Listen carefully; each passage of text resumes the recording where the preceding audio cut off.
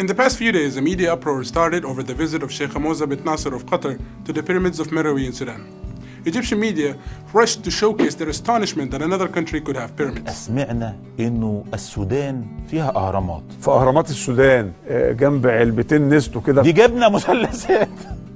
ومش أي حد يبقى عنده أهرامات، ده الأهرامات دي 7000 سنة. It's not much of their fault though, because this is the result of a massive misinformation campaign that has been going for decades to associate anything that has to do with pyramids or the pharaohs with modern-day Egypt.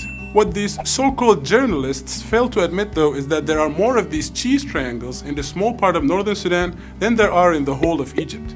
220 of them to be precise. You see, Meroe was the capital of the historic kingdom of Kush. And much like the Egyptian pharaohs, the Kushite kings and queens were buried in these tombs alongside their golden jewelry. These pyramids, with some of them dating up to 4,600 years, are considered by many archaeologists to be even older than their Egyptian counterparts.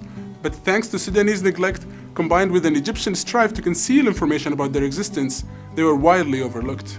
Although it is frustrating for Egyptian media to try to demolish and obliterate all Sudanese history and culture, it's not unprecedented. Over and over again, Egyptian journalists have been falsely claiming that Sudan was occupied by Egypt. Some went even as far as to eradicate all Sudanese history by claiming that Sudan is an extension of the Egyptian state. الأراضي السودانية بالكامل كانت تبع مصر.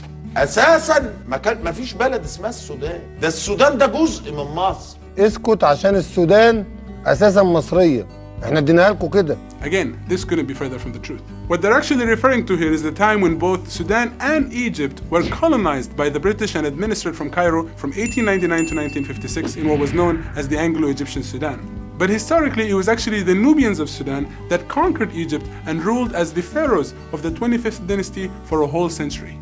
So it's more accurate to say that the current-day Nubians have a more legitimate claim over the history of Kemet than modern-day Egyptians, who are mostly the descendants of the various civilizations that conquered Egypt throughout the years.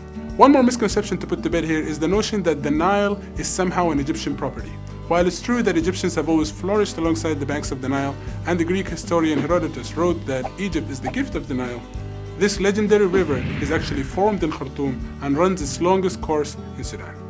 Sudan is a rich country, both geographically and historically, and any attempt to deny that would only portray your ignorance, Mr. Journalist.